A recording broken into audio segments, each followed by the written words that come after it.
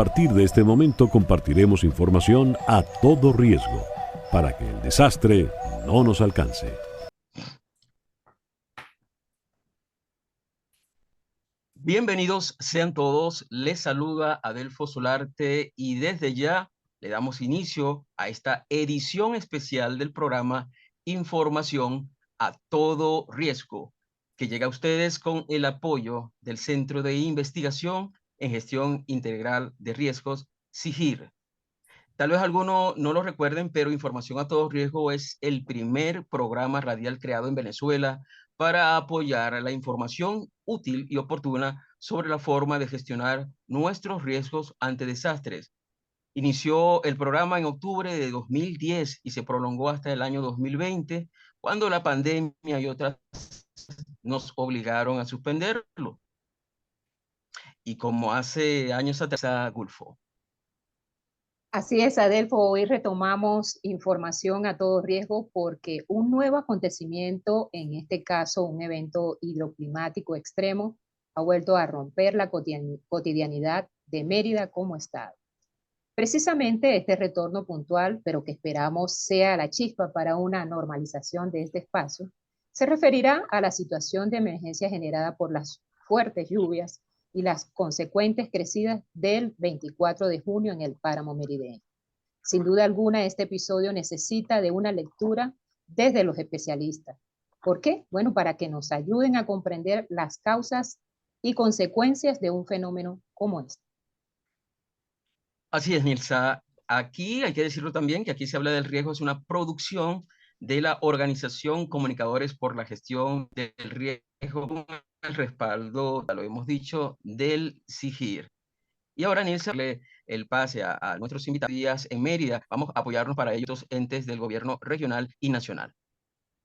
Así es, Adelfo, pero antes de iniciar la conversación con nuestros invitados, vamos a hacer un balance oficial que señala algunos efectos que las lluvias han dejado. Por ejemplo, este balance oficial señala que los efectos de las lluvias ocurridos el 24 de junio del 2025 e incluso días posteriores dejaron 8.800 damnificados y 270 familias afectadas. Los municipios donde se produjeron los daños que provocaron la emergencia, según las autoridades, fueron Pueblo Llano, Cardenal Quintero, Rangel, Miranda, Santos Marquina, Libertador y Campo Elías. Importantes a destacar, por ejemplo, de las cuales 103 quedaron destruidas en su totalidad.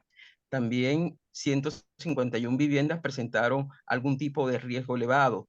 Inicialmente se informó del colapso de 25 puentes, de los cuales 16 tendrían daño total, es decir, colapsaron. La mayoría de estos puentes estarían ubicados precisamente en la zona del páramo. Y sobre este punto, el vicepresidente de Obras Públicas, Jorge Márquez, aclaró 4 días después que fueron 13 puentes los averiados, de los cuales 7 están destruidos. El mismo vocero señaló que un 63% de la vialidad afectada está en la Trasandina, esta derivación que une a Mérida desde Tabay hasta Barinas. Hay otros datos que tienen que ver con el impacto económico en la zona del páramo y que fueron ofrecidos por la Asociación de Productores del municipio Rangel. Ellos explicaron que, por ejemplo, hay 20 comités de riego afectados, comité de riegos, luego 150 hectáreas con pérdida total, 250 hectáreas con pérdida parcial, que suma un total de 400 hectáreas de cultivo afectadas, 90 productores afectados y 800 familias productoras afectadas. Igualmente señaló la Asociación de Productores que 10 vías están obstaculizadas. Se requiere de 4.500 metros de manguera para riego, eso sería entre 5 y 8 pulgadas, que hay 187 viviendas de familias de productores afectadas entre parcial y totalmente, también que hay 800 toneladas de producción que al día de hoy están a la espera de ser recolectada para su distribución. Sí, aclaramos que este programa lo estamos grabando el día 2 de julio, miércoles 2 de julio en horas de la tarde, y estas cifras obviamente están delimitadas por esa fecha. Hay que advertir también que según el balance oficial no hubo decesos ni heridos durante el evento hidroclimático. Así es. Bueno, y durante este programa, ya vamos a iniciar nuestro programa, pero durante el programa estaremos compartiendo unas gráficas, unas fotografías que pues han sido cedidas o lo vamos a utilizar por cortesía de la Gobernación del Estado. Muchas de esas fotografías que vamos a ver, pues es producto de esas gráficas que han surgido de las cuentas de las cuentas gubernamentales. También vamos a usar fotografías de un reportero gráfico aquí muy apreciado aquí en Mérida que se llama Edu Villasmil. Igualmente, las fotos de los periódicos antiguos a que se hace referencia a un episodio pasado en el Páramo, son referencias hemerográficas cortesía del archivo personal de Carlos Buscatis. Entonces, así damos inicio a Delfo. Sí, el título que le hemos dado al espacio de hoy, a este programa especial de información a todo riesgo, es Páramo Merideño, emergencia en el techo de Venezuela. Y para ello vamos a contar con un panel verdaderamente de destacados investigadores, profesores, especialistas en estos temas vinculados con la gestión de riesgo. Primeramente, va a estar con nosotros el profesor Alejandro Liñayo, ingeniero de sistemas, con maestría en teoría de organizaciones, doctorado en educación y en ciencias humanas, presidente del Centro de Investigación en Gestión Integral de Riesgo, SIGIR, fue además viceministro de Gestión de Riesgo acá en Venezuela, impulsó la creación de la maestría en gestión de riesgos socionaturales que actualmente se dicta en la ULA, pero además es una de las personas con más conocimiento en el área de gestión de riesgos, experiencia que le ha permitido ser consultor en el área tanto en Venezuela como en distintos países del mundo. Bueno, también nos acompañará el profesor Gustavo Páez. Él es geógrafo, magíster en ordenación del territorio y ambiente, con una especialización en análisis demográfico. Es profesor titular de pre y posgrado de la Universidad de los Andes.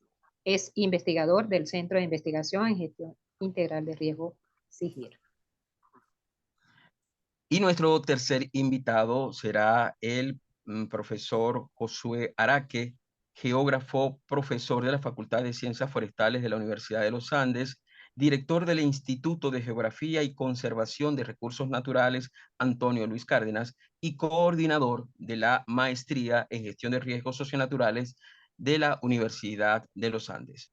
Esos son nuestros invitados y bueno, en la conducción y la presentación de este programa estará Adelfo Solarte, quien es periodista y también investigador del Centro de Investigación y Gestión de Riesgo SIGIR.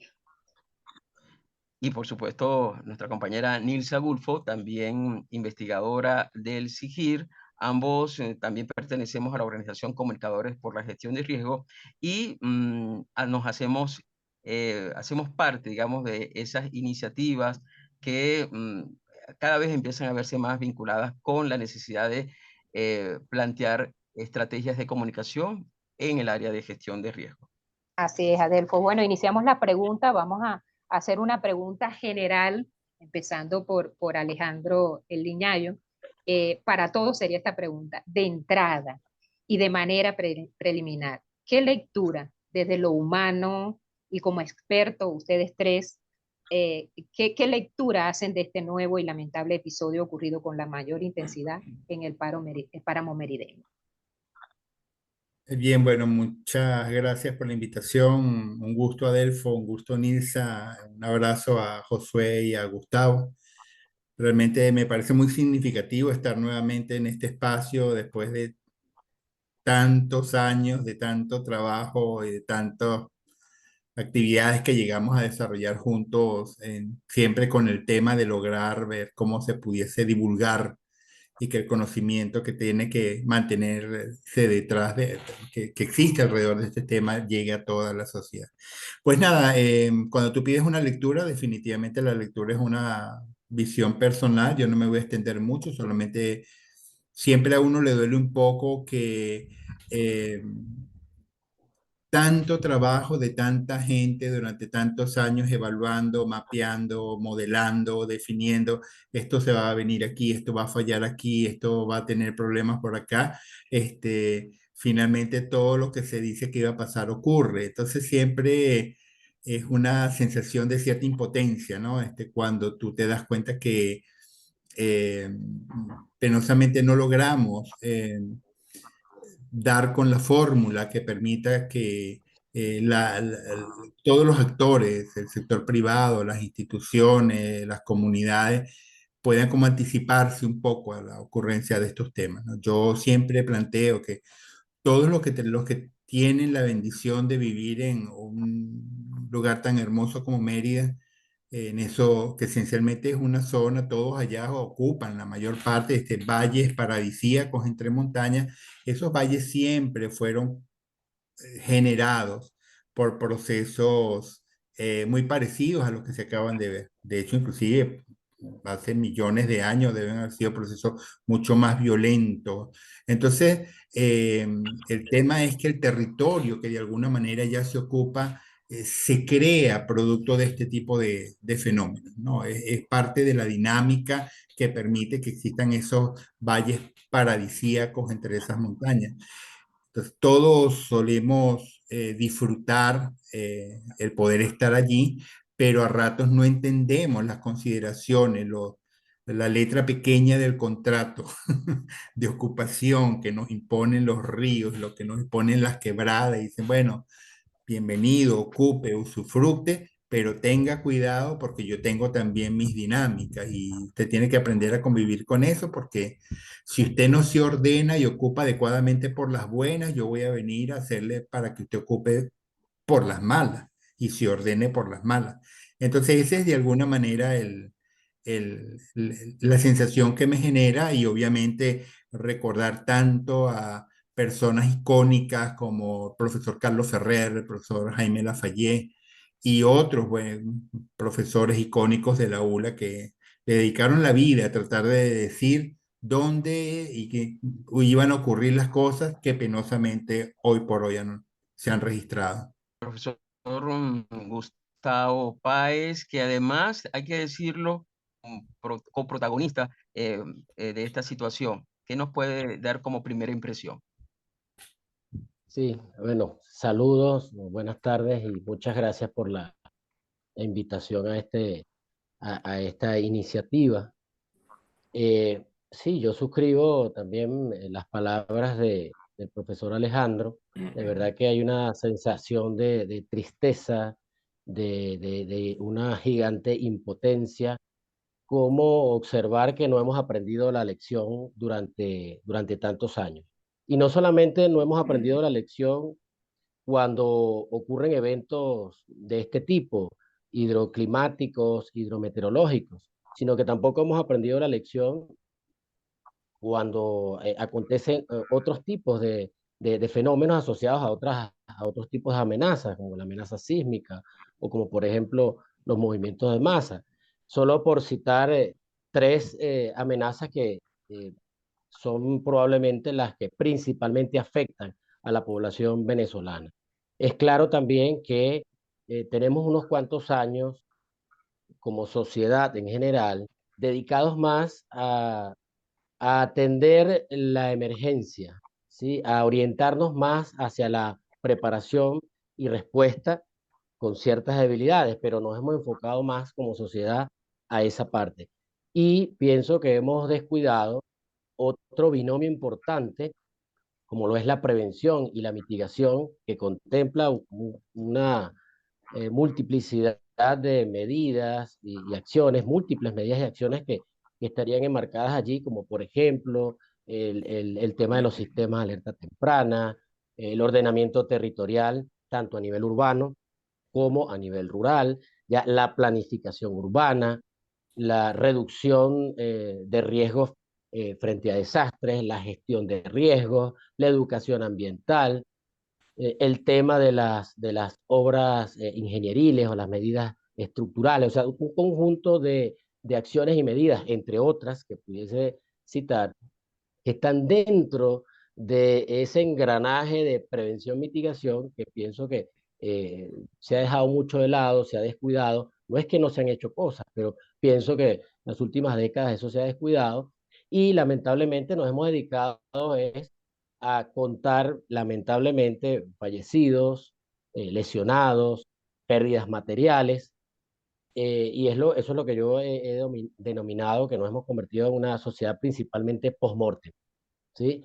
De manera que yo pienso que hay que trascender ese esquema, hay que trascender esa realidad para fortalecer la preparación-respuesta, pero también fortalecer la prevención-mitigación para que este tipo de cosas, eh, es decir, van a seguir ocurriendo las amenazas, se van a seguir desencadenando fenómenos de todo tipo, pero que no nos agarren desprevenidos y poder sencillamente mitigar los impactos en la medida de lo posible, tratar de reducirlos al máximo para evitar entonces grandes pérdidas de todo tipo.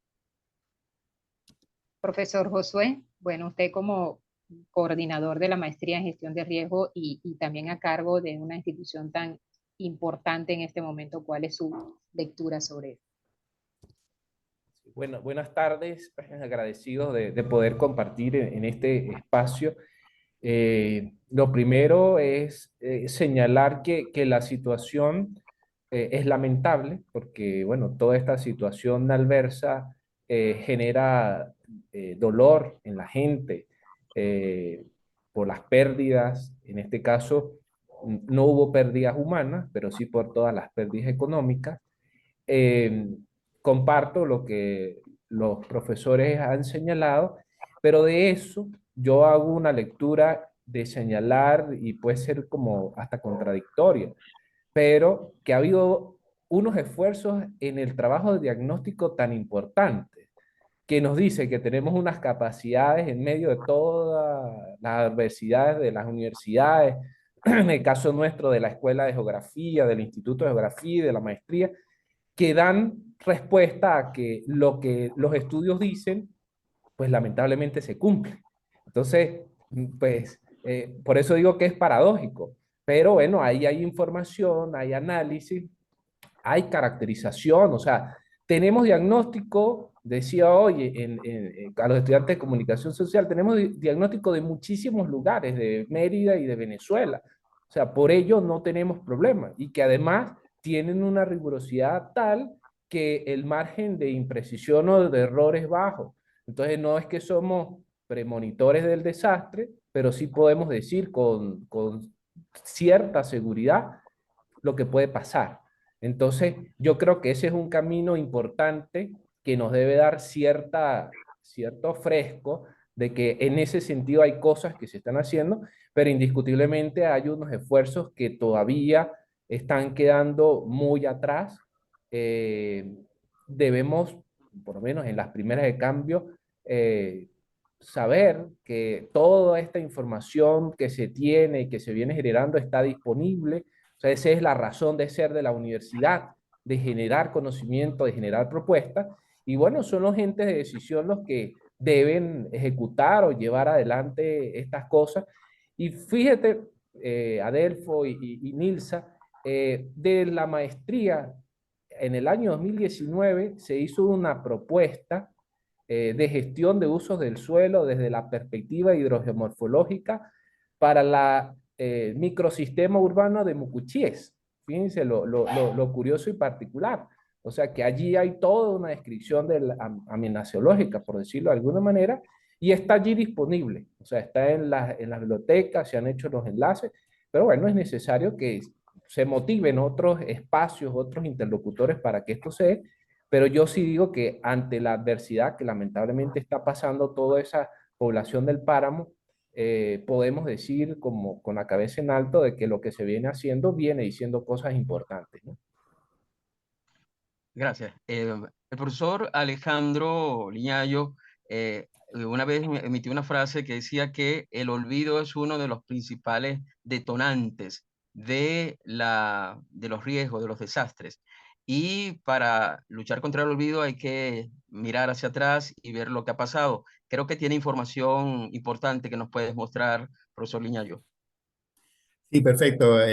Sí, en efecto, es una frase que siempre repito, el olvido y la ignorancia son la génesis de todo de la construcción de todo escenario de riesgo. Siempre es el olvido y la ignorancia. Nosotros, en el SIGIR, desde hace algunos años, hemos venido haciendo un esfuerzo para tratar de poner a disposición de la gente eh, los registros históricos de los principales desastres que han ocurrido a nivel nacional. Eso lo hemos desarrollado en base, bueno, a haber heredado algunas bases de datos que se han tratado de implementar y que llegaron a operar, pero luego, bueno, no volvieron a estar accesibles. Nosotros hemos siempre tratado de mantener esa información al día con tesistas, con investigadores de distinto tipo, y entonces hemos recogido varias bases de datos. Tenemos a disposición en nuestra página web por lo menos el registro histórico de terremotos destructivos que han afectado a Venezuela, que son cerca de 200. Muy poca gente pudiera pensar que tantos terremotos han generado daño, no un susto que la gente se sintió la sacudida y salieron, sino terremotos que han tumbado viviendas, que han generado daño. Entonces, cada uno de ellos, dónde está ubicado, esos datos están disponibles en nuestra página web. Hicimos también con la Asociación Nacional de Generales y Oficiales Superiores de los Bomberos de Venezuela, un registro de los peores accidentes tecnológicos que se han registrado en el país, los peores grandes desastres tecnológicos. Ahí hay 223 grandes desastres que desde el año 1900 hasta hoy están georreferenciados. Ahora, la base de datos que disponemos sobre el tema de los registros de desastres hidrogeológicos tiene más de 8.000 registros y la depuración ha sido sumamente difícil. Eso es para todo el país. Sin embargo, motivado a lo que ha ocurrido recientemente en el páramo, durante los últimos 4 días hemos estado trabajando en mirar cuál es la situación de Mérida y cuál es la situación de la zona donde este nuevo evento ha de alguna manera afectado de una manera tan dura a las comunidades. Y los resultados preliminares que tenemos es que para Mérida, para el estado completo, hay entre el año 1900 y el año 2022, 600 emergencias y desastres de origen hidroclimático, basada en los mismos fenómenos que hemos visto ocurrir el 24 de junio.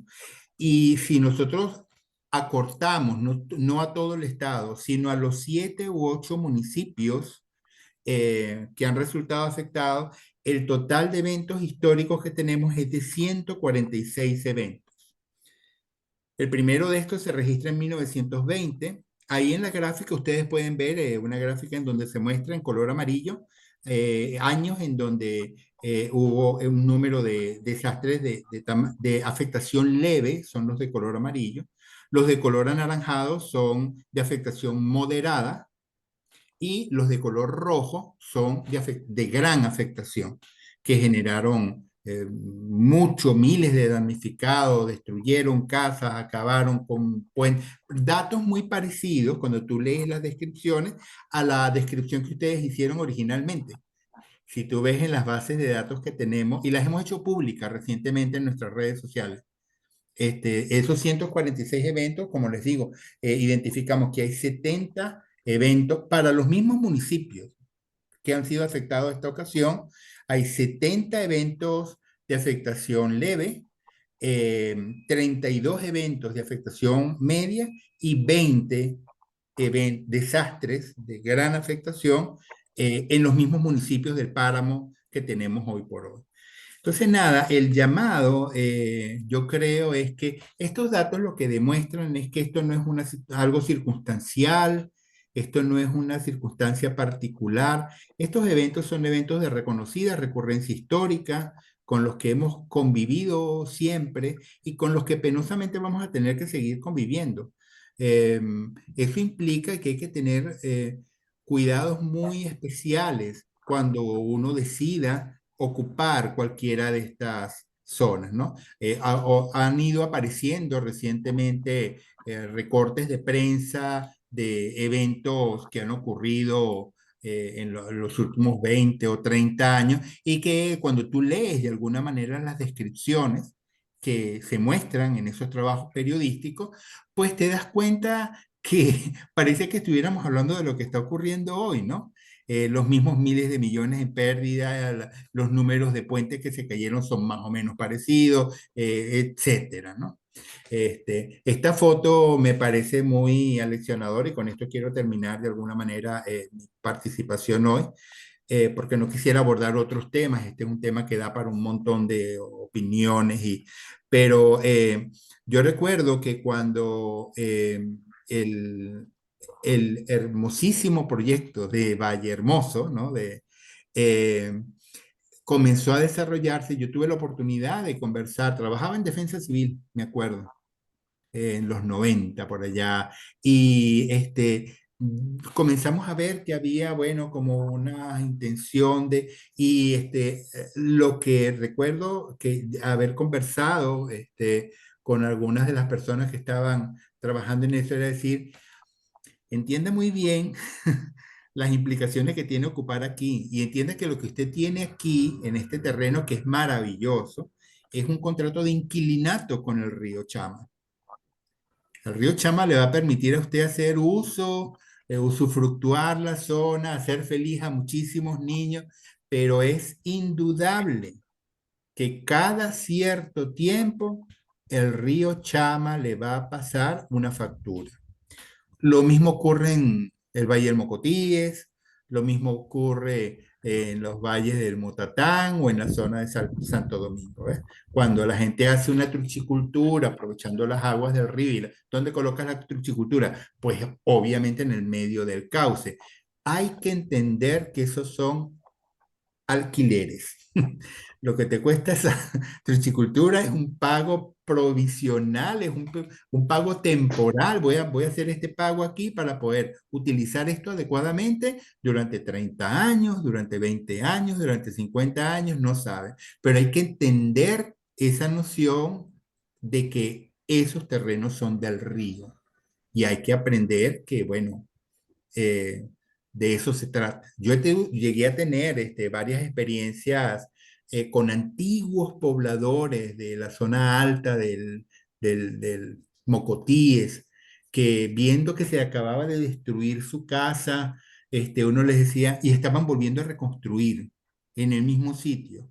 Y uno decía, señor, pero ¿por qué usted está volviendo a construir? Y decía, no, esta casa, el río se la llevó a mi bisabuelo, y después a mi abuelo, y después a mi papá, y ahora me la llevó a mí. Nosotros sabemos que cada rato, o sea, cada uno de nosotros tiene que pagar una casa, pero yo no me voy aquí ni loco, porque la calidad que le mete esta inundación a la tierra donde yo voy a seguir sembrando es impagable. La comodidad que me da tener la casita aquí al lado de donde yo siembro y tener el agua cerca. Entonces, esa gente lo tenía como muy claro. Ellos tienen, es un contrato de inquilinato. Entonces, yo creo que ese es un poco el mensaje que hay que manejar aquí. No pensar que esto fue un asunto de mala suerte y circunstancial. Esto es un tema que va a seguir dándose en esos valles y quien sea que decida vivir allí tiene que aprender a convivir con esas dinámicas. Qué buena explicación que ilustra efectivamente lo que está pasando. Siempre hemos visto que comunicacionalmente, cuando surgen estas eventualidades, siempre hay confusiones de que si eso fue una vaguada, que si eso fue lluvias extremas. Es decir, siempre surge esa confusión. Y esta pregunta es para el profesor Gustavo. ¿Cómo debería denominarse este fenómeno hidroclimático que se desencadenó esta situación de emergencia en el páramo? ¿Cómo la definiríamos, profesor? Bien, bueno, conversando con varios especialistas en el área de meteorología y a raíz de eso pues tenemos ese mapa en las pantallas que debo señalar que descargado de la página Meteorologics y se genera ese mapa a partir de el Centro Europeo de Pronóstico a mediano plazo. Y allí podemos observar, bueno, si se pudiese hacer un zoom, la parte alta de lo que es el estado Mérida, hacia donde están las cuencas del río Chama, Motatán y Santo Domingo, pudiésemos ver allí unas coloraciones que nos indican ciertos ciertos milímetros de precipitación que posteriormente vamos a conversar.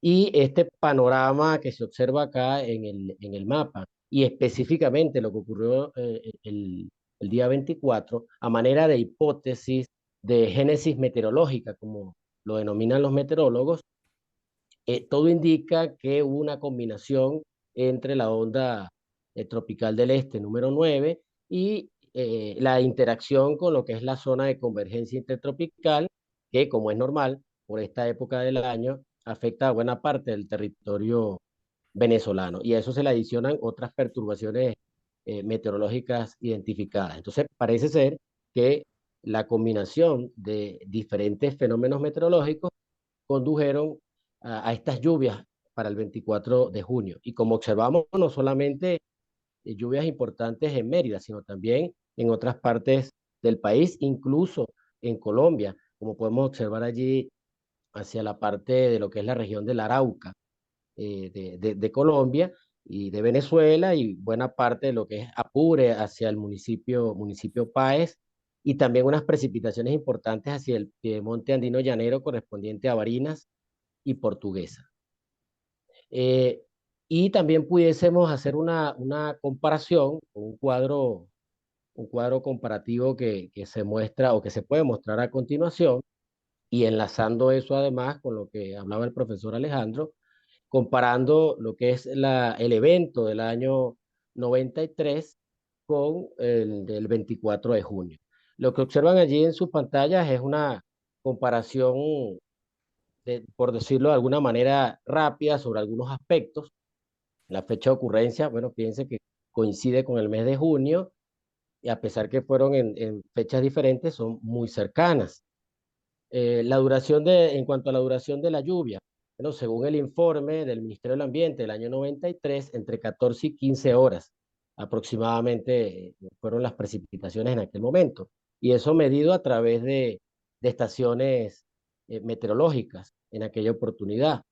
Ahora, lamentablemente, el 24 de junio, así como en otros eventos de origen hidrometeorológico, no contamos con datos a nivel de estaciones. Sin embargo, hemos hecho algunas entrevistas a habitantes, tanto de la zona del páramo de Apartaderos a Mucuchíes, como en el caso de Santo Domingo y hacia Chachopo y Timotes, que corresponde con Motatán, con la cuenca del Motatán. Y hemos encontrado una coincidencia de que las 4 personas que se han entrevistado coinciden en que la tormenta pudo haber durado entre 8 y 9 horas, y que se concentró aproximadamente entre las 8 y media de la mañana y entre 4 y 5 de la tarde. Eso según habitantes de la zona, ¿no? Como ya lo señalé, no tenemos datos. Ahora, bueno, como ya indicaba, la hipótesis que se maneja es una combinación principalmente de ondas tropicales con la zona de convergencia intertropical.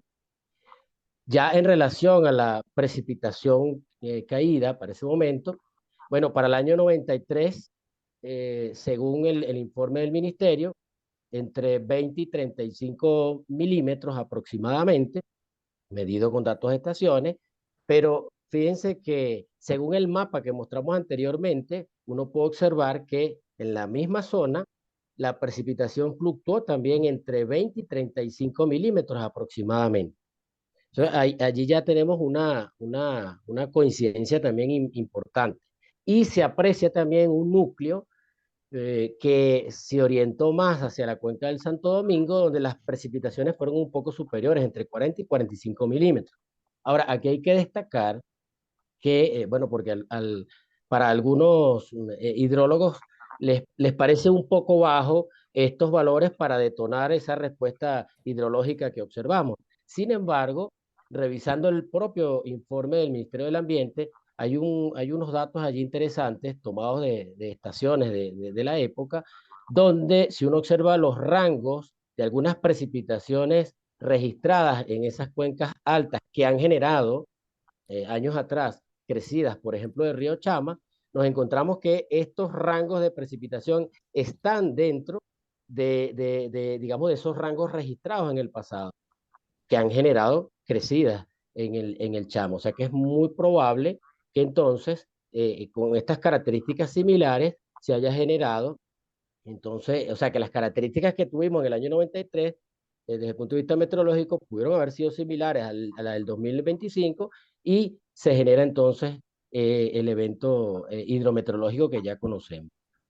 En cuanto a las lluvias precedentes o lluvias antecedentes, se refiere si llovió días antes, bueno, en este informe del ministerio se corrobora que para aquel momento, el año 93, días antes del 26 de junio, estuvo lloviendo. Y bueno, como sabemos, eso va poco a poco saturando los suelos de humedad y luego, cuando ocurre el evento central, el 26 de junio, pues tenemos mucho más agua fluyendo por las vertientes y por los cauces. Ahora, en el caso del 24 de junio de este año, no tenemos datos, sin embargo, con estos datos de estaciones, pero con este dato referencial de este modelo de pronóstico europeo, nos da pues esos valores allí de referencia que, repito, coinciden con los del 2023. Y además, bueno, con esos datos referenciales de testigos oculares. Si observamos la otra parte del cuadro, lo que tiene que ver con la parte de las nevadas, que también ha sido algo que, un posible ingrediente en este tipo de fenómenos. En el año 93, en el estudio que se hizo, se plantea una nevada supuesta bajo ciertas evidencias que encontró la comisión del ministerio que evaluó el evento. Es una estimación indirecta con datos de algunas estaciones. Pero en el caso particular del 24 de junio, no tenemos datos numéricos que respalden una posible nevada que eventualmente podría haber aportado agua en el día central del evento o días previos. Y tampoco tenemos, por lo menos, evidencia de testigos oculares que hayan suministrado información de algún evento de este tipo. Con relación a lo que son las cuencas afectadas, de nuevo acá hay una coincidencia. Las cuencas altas de Río Chama, Santo Domingo y Motatán en ambos eventos fueron digamos, las que captaron gran parte del agua, y en aquella oportunidad del 93, al igual que este año, que el 24 de junio, se activaron estas tres cuencas importantes que nacen en suelo merideño. Y finalmente, lo que tiene que ver con los impactos, en el 93 principalmente los impactos estuvieron relacionados o más que todo enfocados en el trayecto o buena parte de lo que es el cauce de los ríos Chama y Motatán. En el caso del Chama particularmente, los mayores impactos se hicieron sentir hacia la zona sur del lago, en el municipio Alberto Adriani, cuya capital es El Vigía, y también, sobre todo, en el trayecto Escagüey, Tabay, sector Don Perucho. Eso no significa que aguas arriba de Escagüey, es decir, hacia la zona de lo que es Apartaderos Mucuchíes, también hubo impactos, pero los efectos más importantes se concentraron entre Escagüey, Tabay y sector Don Perucho, y aguas abajo en la zona, en parte de la zona del sur del lago. Y en el caso del evento de 2025, el 24 de junio, lo que hemos observado a través de las diferentes noticias, a través de los diferentes videos que uno observa por las redes sociales, es que, bueno, tenemos, por ejemplo, el trayecto Apartaderos, Tabay, Don Perucho y Vega de San Antonio como las zonas más impactadas. Luego tenemos como una zona ya donde se atenúan un poco los impactos, que es de la Don Perucho hacia el sector San Jacinto, y ya luego algunos efectos ya más puntuales hacia lo que es algunos tramos de carretera de Las González. Entonces, bueno, este sería un poco un balance comparativo de los aspectos principales entre el evento del 93 y del presente año, pues 2025.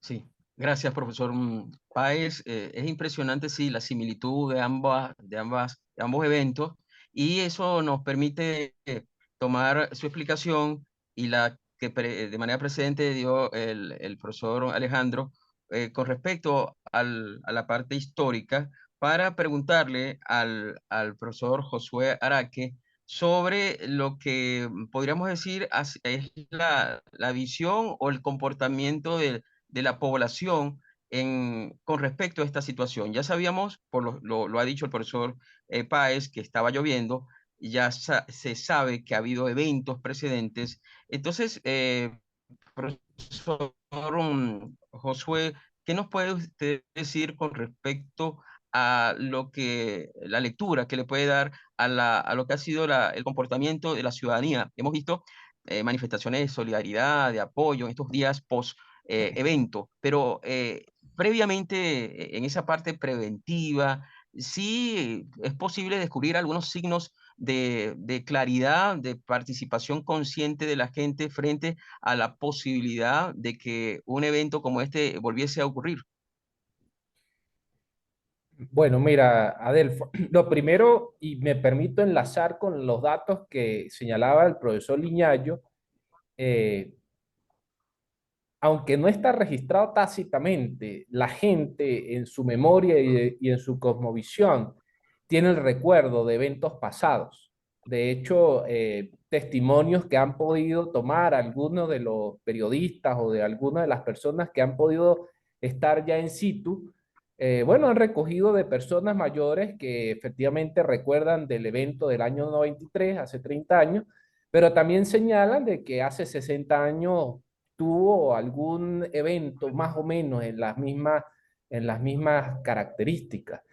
Sin embargo, bueno, por ser unos hechos que marcan, que nos sacan de nuestra zona de confort y que, bueno, humanamente intentamos más bien como borrar o eliminar, allí está, hay gente que ha vivido y que parte de esa transmisión de generación en generación, pues es bastante importante que se mantenga.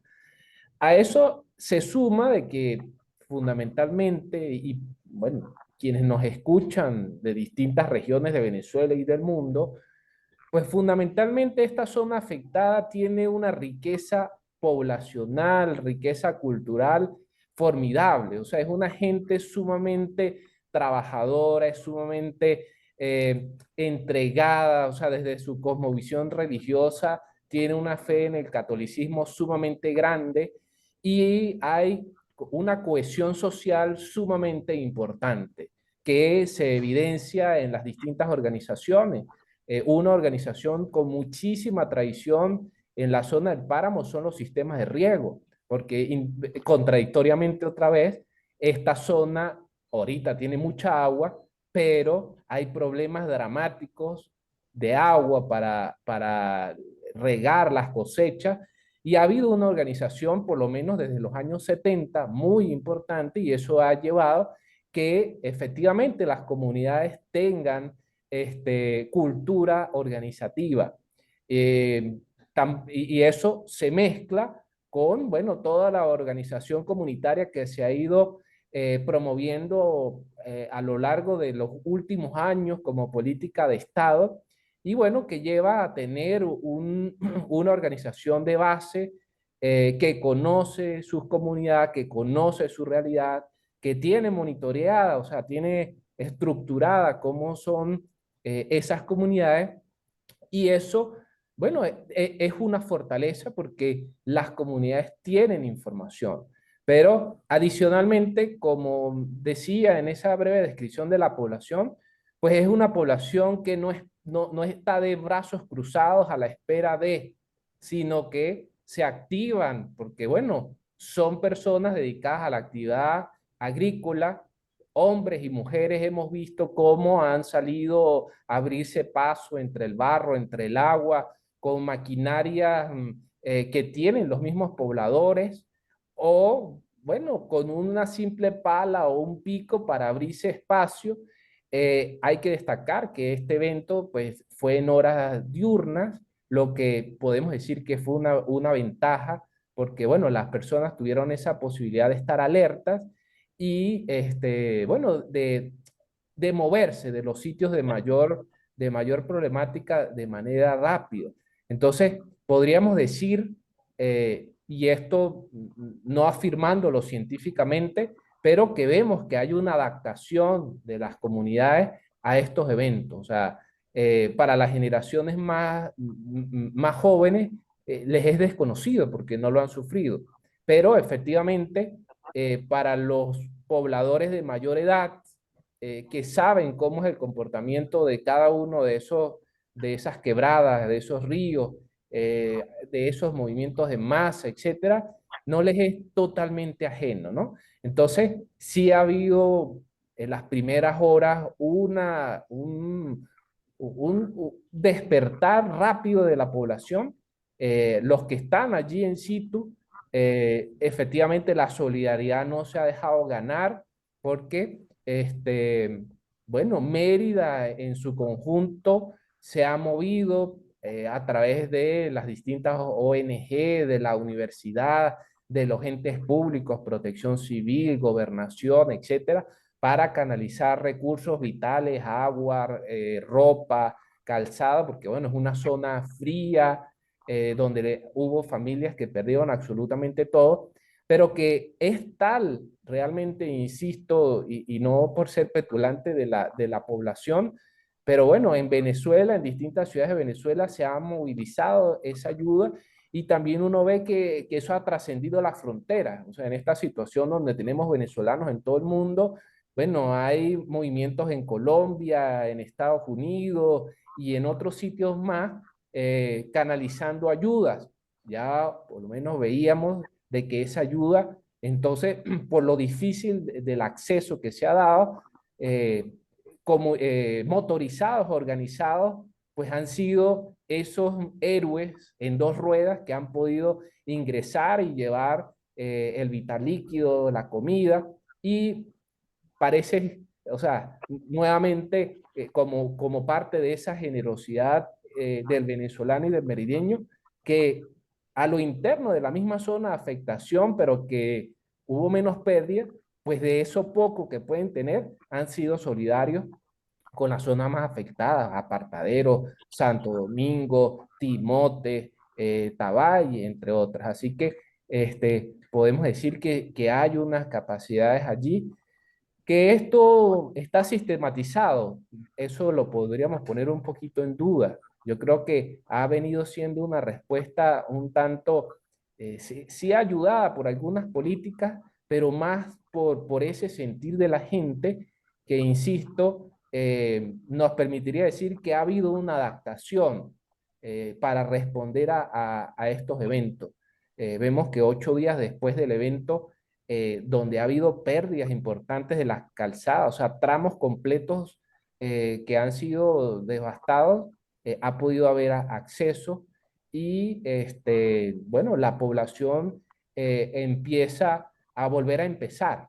Y ese volver a empezar no como desde la desolación, sino con el ánimo y el ímpetu de poder seguir trabajando, porque saben que de lo que se produce acá se alimenta mucha gente en Venezuela. Y ese es el mensaje que también yo he venido dando en los distintos espacios donde hemos podido conversar, de que los venezolanos en general estamos movidos porque sabemos que más del 60-70% de la horticultura, zanahoria, papa y otras cosas salen de estas tierras. Así que esta situación mueve a todo el país y bueno, vemos que y confiamos en que rápidamente vamos a ir superando la situación y bueno, habrán unos tiempos naturales para que se puedan volver a restablecer los sistemas de riego, se puedan volver a recuperar esos espacios de sembradío,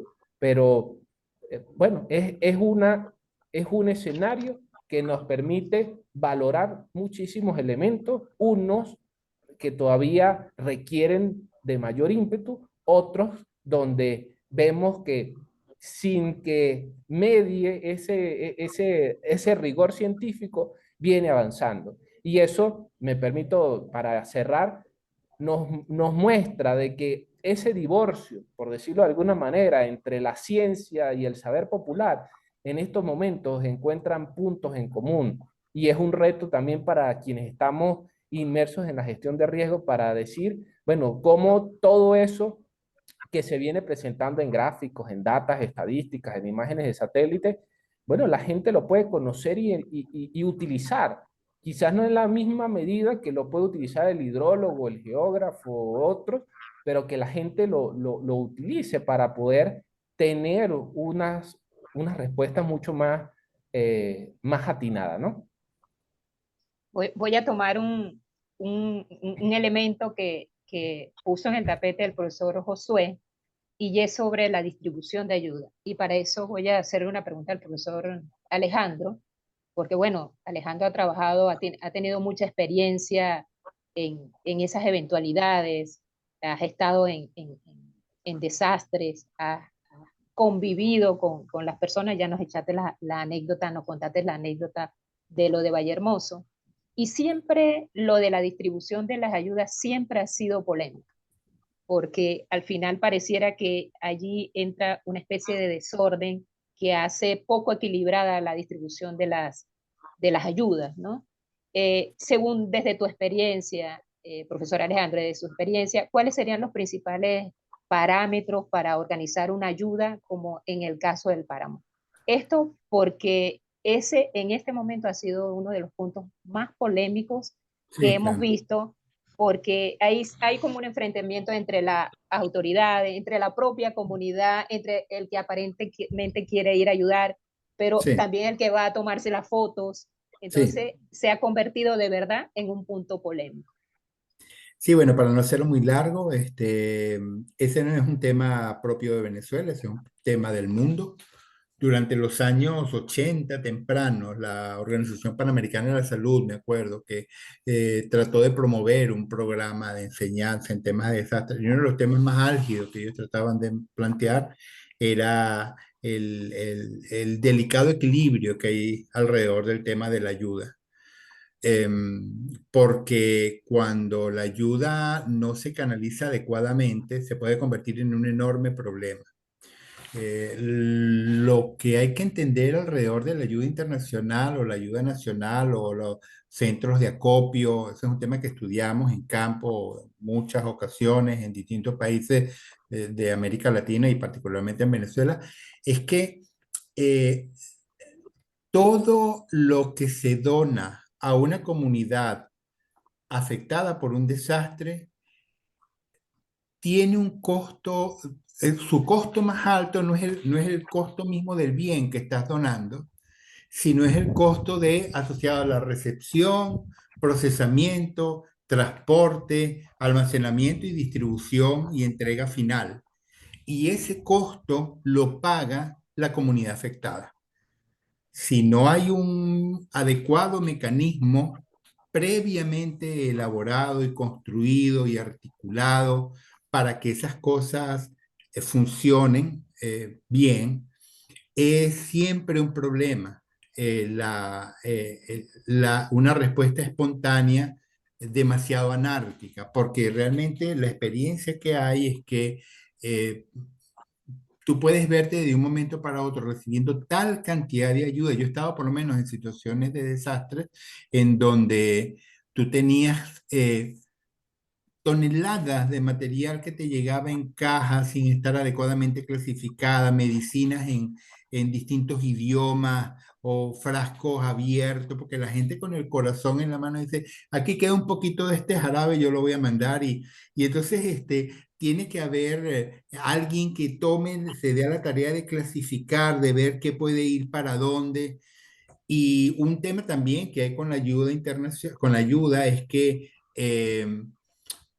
la, la calidad de la cadena que está detrás de la ayuda, o sea, la ayuda que se presta a través de este tipo de donaciones, el sistema es tan bueno como lo es el más débil de los eslabones.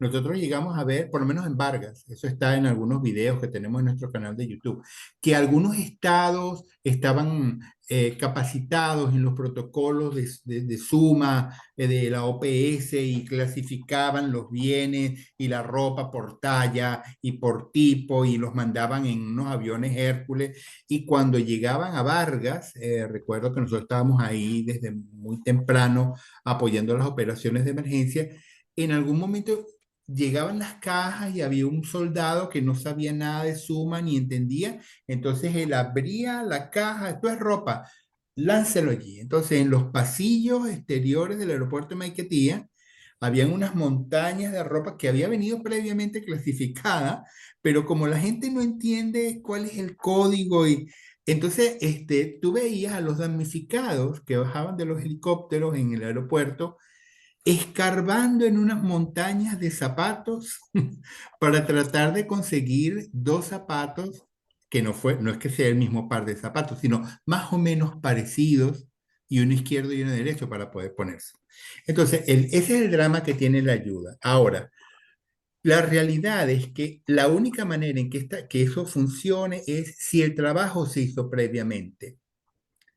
Si el trabajo no se hizo previamente, es muy delicado, y esto no voy a hablar de Venezuela porque es un tema espinoso, y voy a hablar por lo menos de lo que se vivió en España en el 29 de octubre en el desastre que se dio en Paiporta y en Valencia.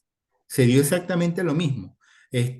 Las comunidades de Valencia se lanzó eh, en masa a apoyar, a ir a limpiar, y el gobierno trató de impedir la ayuda y cerrar los accesos, que eso tiene que estar controlado por el Estado.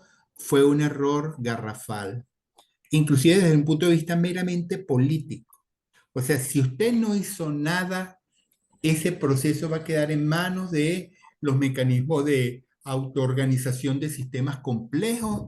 La gente se tendrá que meter y porque no vas a poder contener esa ansia y ese deseo y esa fuerza con que la gente va a querer.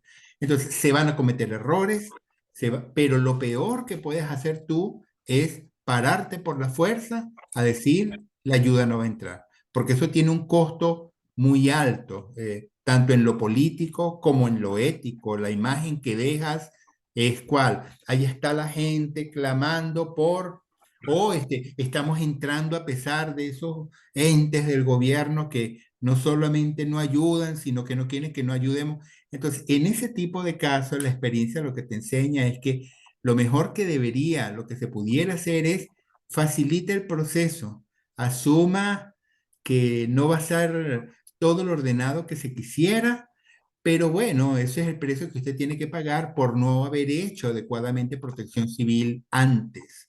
Porque para que eso no pase, lo que tú tienes que tener es unos adecuados mecanismos de evaluación de daños rápido, local y de necesidades, y la gente sabe, si aquí llegan 40 camiones de ayuda, ya sabemos dónde los vamos a poner y quiénes van a salir a clasificar y cómo eso se tiene que hacer antes.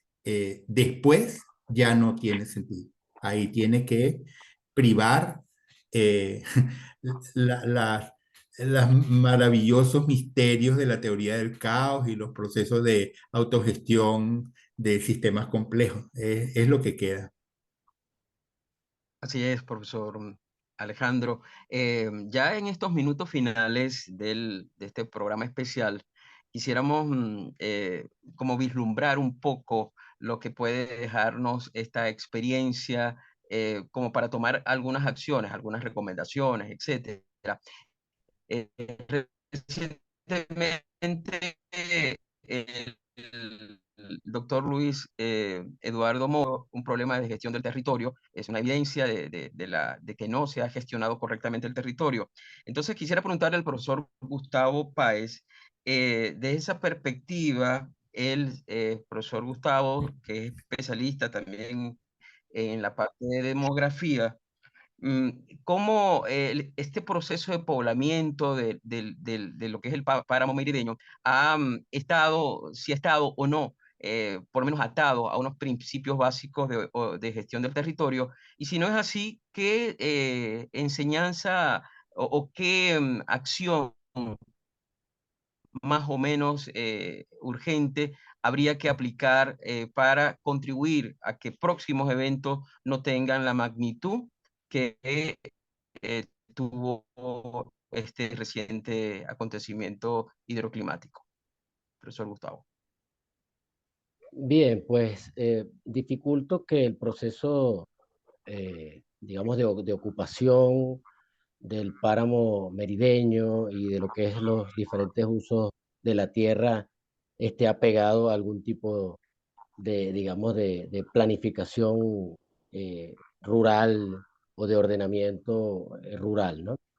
Eh, y bueno, lamentablemente esos procesos de ocupación que se van dando a las orillas de ríos y de quebradas, que no solamente lo observamos acá en el páramo, sino que eso se observa a lo largo y ancho de Venezuela y de muchos países, por supuesto.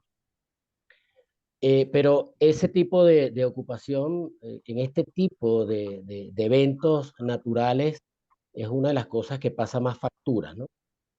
Un poco vinculándolo con lo que dijo el profesor Alejandro en una de sus intervenciones. Eh, es muy probable, y eso habría que encontrar las evidencias, pero seguramente son relativamente fáciles de encontrar. Es muy probable que si uno compara la población y la distribución de las actividades económicas, cómo estaban dispuestas en el espacio en el año 93, y si lo comparamos con los tiempos actuales, es muy probable que en esos 32 años se haya incrementado la vulnerabilidad, los elementos expuestos. Es decir, que evidentemente la población creció, la población ocupó otros territorios, otras áreas, que seguramente, no solamente en el año 93, sino que seguramente en crecidas anteriores, ya el río había dicho, mira, por acá no te metas, por acá no construyes, pero bueno, como ya sabemos, por lo general hacemos caso omiso a, a esos antecedentes previos. Entonces es muy probable que si uno establece esa comparación en el tiempo, tengamos hoy en día mucho más vulnerabilidad, mucho más elementos expuestos. Eso se traduce en más población, ocupando espacios que le pertenecen a los ríos y a las quebradas. Eso se traduce también en trazados de vialidad por ciertos sitios, construcción de puentes, y también dependiendo del diseño. Estaba viendo no hace mucho un programa donde estaban entrevistando a un hidrólogo y se habla también sobre eso, sobre el diseño de las infraestructuras, porque no es solamente construir un puente por construir, sino también el diseño del puente y de otras estructuras que a veces se pueden convertir más bien en en un problema. Entonces, ¿qué ocurre? Que si se incrementan los elementos expuestos, si se incrementa la vulnerabilidad, y si eso no, si esa ocupación del territorio no está pegada a un ordenamiento, en este caso hacia el ámbito rural, pues obviamente pudiese darse una mala vinculación, un mal matrimonio allí entre la naturaleza y el hombre o la sociedad, y al existir ese mal matrimonio, pues puede ocurrir este tipo de cosas, ¿no? Por eso yo insistía en una intervención anterior que pueden ser múltiples los tipos de medidas de prevención mitigación que se pudiesen considerar, ajustados por supuesto a cada ámbito, bien sea rural o bien sea urbano, para poder minimizar al máximo los efectos de este tipo de calamidades. Hay algo interesante que me gustaría acotar a raíz de esto y que a mí me llamó la atención conversando con un colega de la facultad, y coincido con eso además. Como yo mostré hace rato esa comparación entre ambos eventos, podemos ver que hay una buena similitud entre cada uno. Es decir, hay una similitud importante entre las amenazas. Si nos quedamos con ese supuesto de que el comportamiento de la amenaza 32 años después es más o menos el mismo, entonces la gran pregunta es por qué tenemos más afectación, más impacto. Y eso lo vinculo entonces con lo que vengo conversando. Es un tema de ocupación, de cómo ocupamos, es un tema de que se incrementa la vulnerabilidad. Tenemos, por supuesto, muchos estudios sobre amenazas y diagnósticos, y también incluso hay estudios dependiendo del sitio del cual hablemos, tenemos estudios también de vulnerabilidad, pero mientras eso no se materialice en el territorio, mientras eso no se concrete, entonces allí evidentemente vamos a tener la mesa servida o el escenario para que se concreten estos desastres. Yo no sé si nos queda una última pregunta, Adelfo, para el profesor Josué Cortico, Sí, porque sí, sí, sí, corto. siempre todos estos eventos naturales, estos fenómenos naturales, se le inculcan al cambio climático. Y entonces la pregunta es para el profesor José, ¿cómo delimitar la presencia del discurso del cambio climático en este fenómeno que pareciera ser local? Me las pusiste difícil, Nilsa. Sí, Pero fíjate, pareciese que el cambio climático es lo que está de moda, pudiese uno decirlo, ¿no? Pero efectivamente tenemos que decir que sí hay una anomalía global, hay unos episodios, ahí están los datos científicos que nos muestran que cada vez son más frecuentes e intensos los eventos y eso pues hay una correlación con nuestra actividad, es lo que algunos científicos plantean. Otros, un poco más modestos, señalan que dentro de la dinámica del planeta estamos en un proceso en el que hay unas alteraciones allí. Lo que sí pudiese yo señalar es que efectivamente estos episodios se están dando, se van a continuar dando, se van a continuar repitiendo y que lo que nos resta a nosotros como gestores de riesgo es permear, por una parte, la institucionalidad, porque lo que decía Gustavo ciertamente tiene mucho que ver, o sea, necesitamos que la institucionalidad se fortalezca, es decir, que efectivamente podamos transitar de la gobernabilidad a una gobernanza eficiente, donde las cosas se pongan, como decir, en su justa medida y en su justa dimensión, y que no solamente podamos decir como autoritariamente esto se va a cumplir porque es la norma o la ley, sino que debe pasar por ese proceso mucho más amplio en el que las autoridades, y aquí muy responsablemente uno lo dice, pues deben tener esa apertura para que pues transitemos ese proceso donde las comunidades y los entes privados, etcétera, se vean reflejados acá. Entonces, sí, efectivamente, estos eventos van a seguir dándose, pero tenemos que estar conscientes de, bueno, de la respuesta que tenemos que dar, ¿no? así es, gracias, profesor Josué Araque.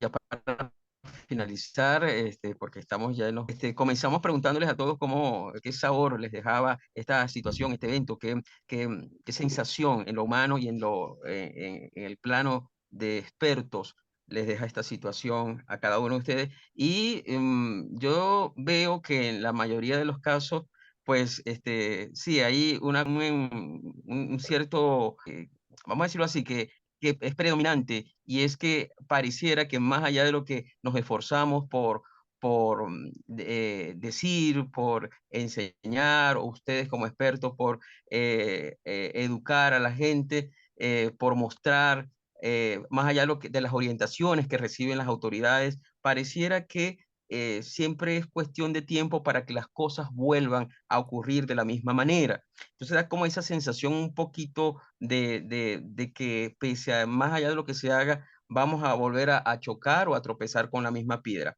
Pero yo no quiero que ese sea el futuro de un estado como Mérida, que tiene tanto conocimiento y gente, como lo dijo el profesor Araque, tan preparado. Entonces, finalmente, si miramos a futuro, es posible que próximo evento de lluvias que va a venir, que sabemos que va a ser así, nos consiga, digamos, con una mejor conciencia ciudadana y una mejor actitud institucional para hacerle frente a lo que nos depara, que va a ser un mundo aún más, vamos, asomados hacia el desastre.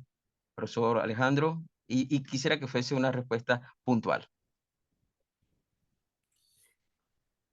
Pues yo creo que mm, no, todavía hay muchas interrogantes que no se sabe muy bien qué es lo que se tiene que hacer y cómo se tiene que avanzar en esto, pero lo que sí es un imperativo moral es que no podemos desmayar en el esfuerzo. O sea, hay que seguir intentando, buscando la forma, explorando cuáles son los mejores métodos.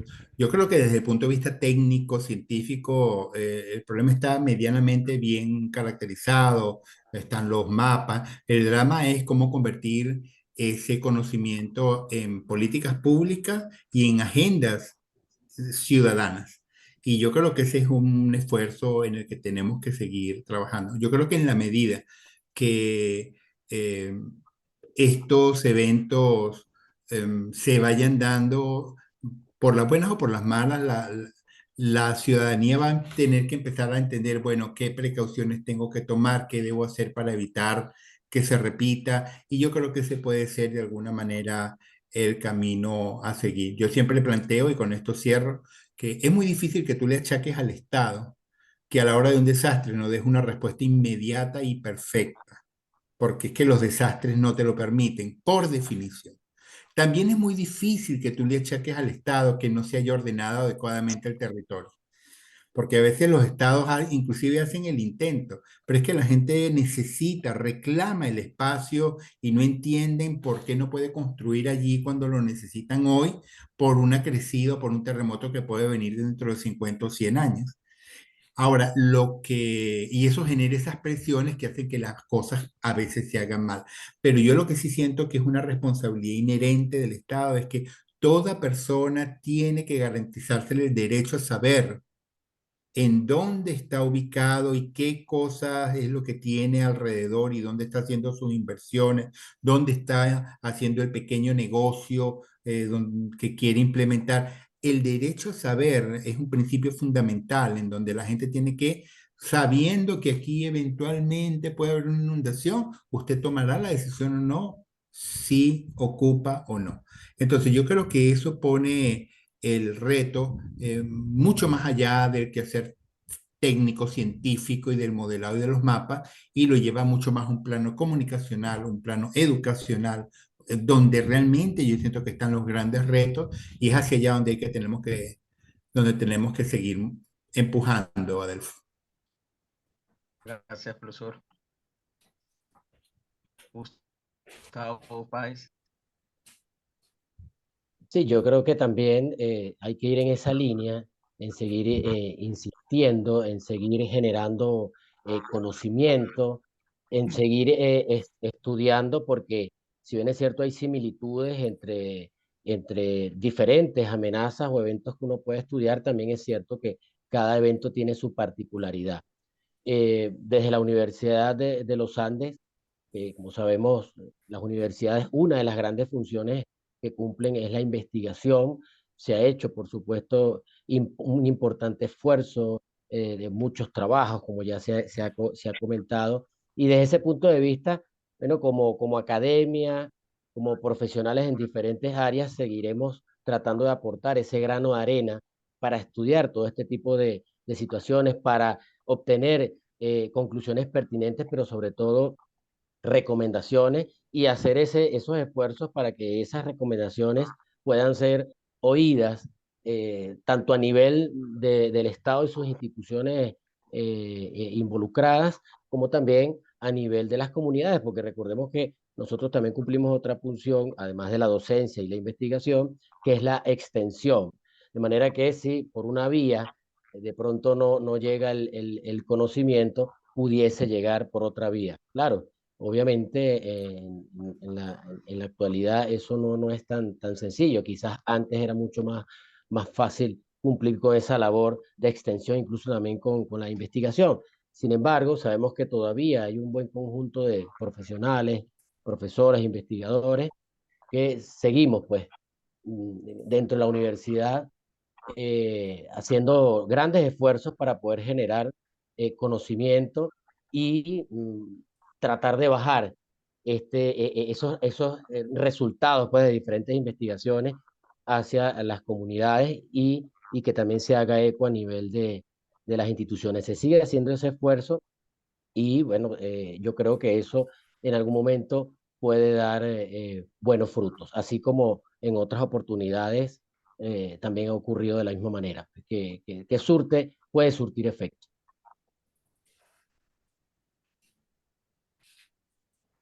Josué, profesor Josué. Bueno, a mí realmente cuando ocurren estas cosas eh, le permite como reavivar o agarrar nuevamente energía y decir, bueno, lo que se está haciendo no se está echando en saco roto, no se está yendo ahí por el bajante, ¿no?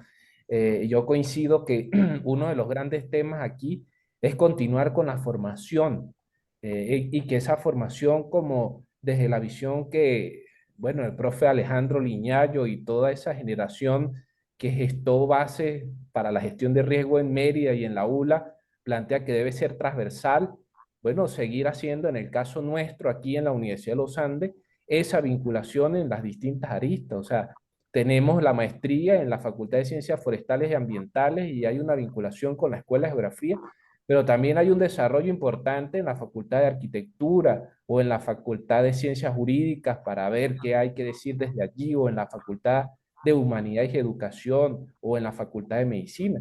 Y allí, bueno, un tema asociado a lo que uno viene investigando, yo digo que el tema educativo y que trascienda sola meramente lo formativo, porque también tenemos datos en los que se dice que hay muchísimo conocimiento científico de altísimo nivel y de altísima rigurosidad que se viene creando en el mundo, en Latinoamérica, pero que eso no termina de resolver los problemas. Entonces, que hay una falta de conexión, o sea, no hay una conexión entre ese conocimiento y esa realidad de la gente.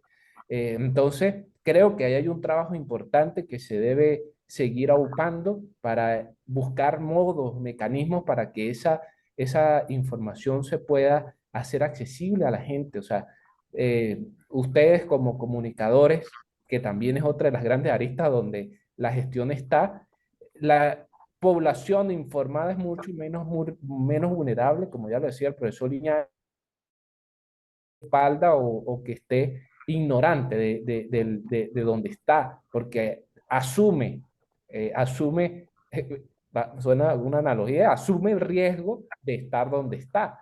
Entonces, hay unos esfuerzos allí que nos ponemos a la orden para quien nos escuche, si son los entes públicos o son los entes que están haciendo cosas con muchos esfuerzos, pero que hay un capital, hay un entender que nos lleva a poder avanzar en la materia de la gestión de riesgo. No, sin duda alguna se ha avanzado. Yo creo que si miramos desde tiempos pasados hasta ahorita, yo creo que ha habido mucha conciencia, hay espacios informativos como estos, hay especialistas dispuestos a explicar con ustedes. Entonces yo creo que ha habido algún avance, que falta mucha tela por cortar, pero que yo creo que en la medida que se sumen estos esfuerzos, se va a ir avanzando. Sí, ya para Excelente. finalizar, entonces, Sí. les agradecemos al profesor Alejandro Liñayo, también al profesor Gustavo Páez y al profesor Josué Araque por habernos acompañado en este espacio especial que ha sido creado por el CIGIR, el Centro de Investigación para la Gestión Integral de Riesgo, y por Comunicadores por la Gestión de Riesgo, este espacio informativo a todo riesgo, que esperamos que este programa especial sea como la chispa que más adelante permita volver a ocupar un espacio de tal difusión merideña. Nilsa. Sí, ha sido un gusto reencontrarnos, volver a hablar de estos temas que sé que a los que estamos aquí nos apasionan y seguirlo trabajando. Y por eso agradezco al profesor Alejandro, al profesor Gustavo, al profesor Josué por haber aceptado la invitación y sobre todo a Alejandro, que fue el que articuló inicialmente este reencuentro del espacio informativo en donde él, siempre lo digo, es una persona que ha creído en la comunicación como herramienta para cambiar acciones de los ciudadanos. Y eso ya es una ganancia, porque creo que todos los especialistas en gestión de riesgo todavía les cuesta entender que la comunicación es parte de ese apoyo fundamental en la gestión de riesgo. Nos despedimos entonces, ya saben, información a todo riesgo para que el desastre no nos alcance. Gracias.